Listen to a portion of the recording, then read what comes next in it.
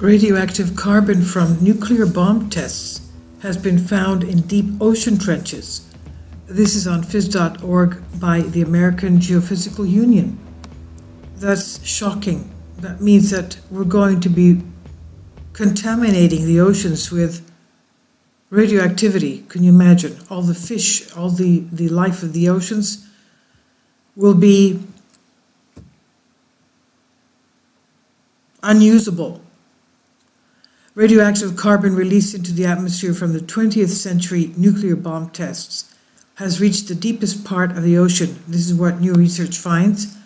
A new study in AGU's journal Geophysical Research Letters finds the first evidence of radioactive carbon from nuclear bomb tests in the muscle tissues of crustaceans that inhabit Earth's ocean trenches, including the deep Mariana Trench, home to the deepest spot in the ocean. Organisms at the ocean surface have incorporated this bomb carbon into the molecules that make up their bodies since the late 1950s. A new study finds crustaceans in deep ocean trenches are feeding on organic matter from these organisms when it falls into the ocean floor. The results show human pollution can quickly enter the food web and make its way to the deep oceans, according to the study's authors. Quote, although the oceanic circulation takes hundreds of years to bring water containing bomb carbon to the deepest trench, the food chain achieves this much faster. This is what Ning Wang, a geochemist at the Chinese Academy of Sciences in China, lead author of the new study, states. There's a very strong interaction between the surface and the bottom in terms of biologic systems, and human activities can affect the biosystems even down to 11,000 meters, that's 33,000 feet. So we need to be careful about our future behaviors. This is what Wei Dong-sun, geochemist at Chinese Academy of Sciences in Qingdao, China, co-author of the study, says. It's not expected, but it's understandable because it's controlled by the food chain. The results also help scientists better understand how creatures have adapted to living in the nutrient-poor environment of the deep ocean, according to the authors. The crustaceans they studied live for an unexpectedly long time by having extremely slow metabolisms, which the authors suspect may be an adaptation to living in this impoverished and harsh environment. Creating radioactive particles. Carbon-14 is radioactive carbon that's created naturally when cosmic rays interact with nitrogen in the atmosphere. Carbon-14 is much less abundant than non-radioactive carbon, but scientists can detect it nearly in all living organisms and use it to determine the ages of archaeological and geological samples. Thermonuclear weapon tests conducted during the 1950s and 60s doubled the amount of carbon-14 in the atmosphere when neutrons released from the bombs reacted with nitrogen in the air. Levels of this bomb carbon peaked in the mid-1960s and then dropped when atmospheric nuclear tests stopped. By the 1990s, carbon-14 levels in the atmosphere had dropped to about 20% above their pre-test levels. This bomb carbon quickly fell out of the atmosphere and mixed into the ocean surface. Marine organisms that have lived in the decades since this time have used bomb carbon to build molecules within their cells, and scientists have seen elevated levels of carbon-14 in marine organisms since shortly after the bomb tests began. Life at the bottom of the sea. The deepest parts of the ocean are the Hydra trenches, those areas where the ocean floor is more than 4 miles below the surface. These areas from when one tectonic plate subducts beneath another. Creatures that inhabit these trenches have had to adapt to the intense pressure, extreme cold, and lack of light and nutrients. In the new study, researchers wanted to use bomb carbon as a tracer for organic material in Hydra trenches to better understand the organisms that live there.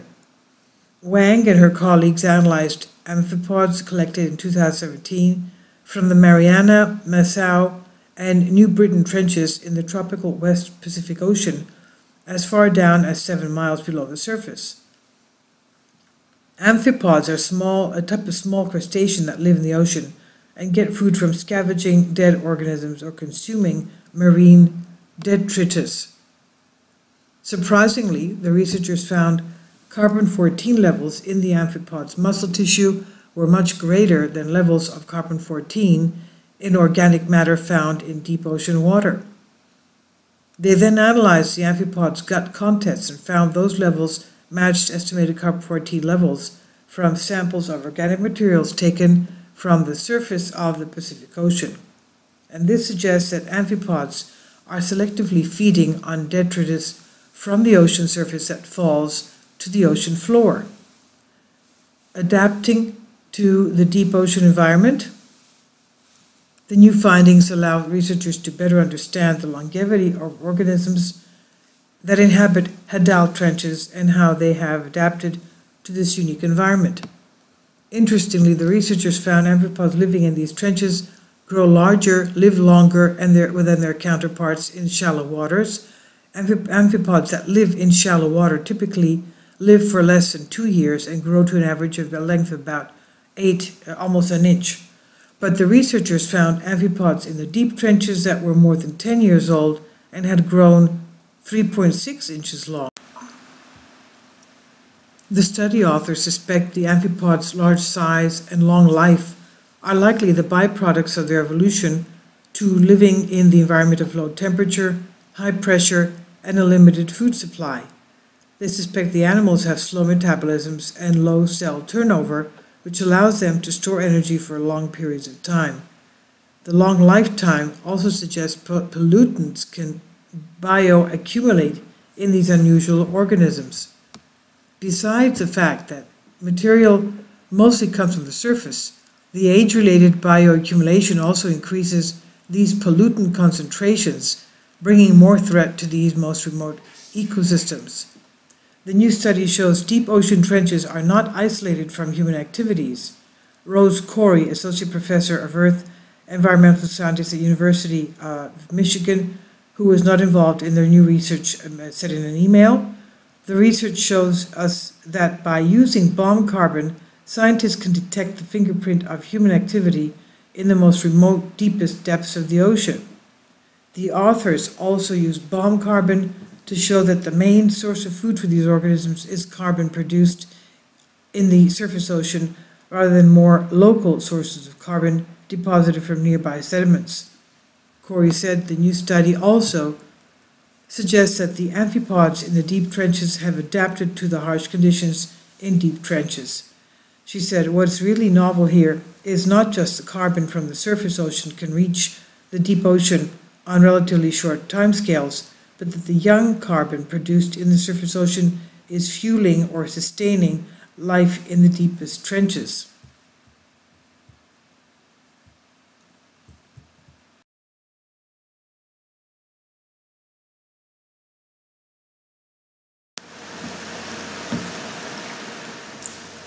If you'd like to join me on my Patreon account, you will hear content not covered by mainstream media. These riveting stories will be based on my research, and I will state my opinions and give my personal insight on diverse and controversial subjects and world events not covered by mainstream media, and not supported by YouTube guidelines. So whatever I have on my Patreon, most of those will not be on my YouTube channel. Please consider becoming a member today. More of the most significant and important videos will be on my Patreon channel. Your support helps me to continue my research and keeps this YouTube channel alive.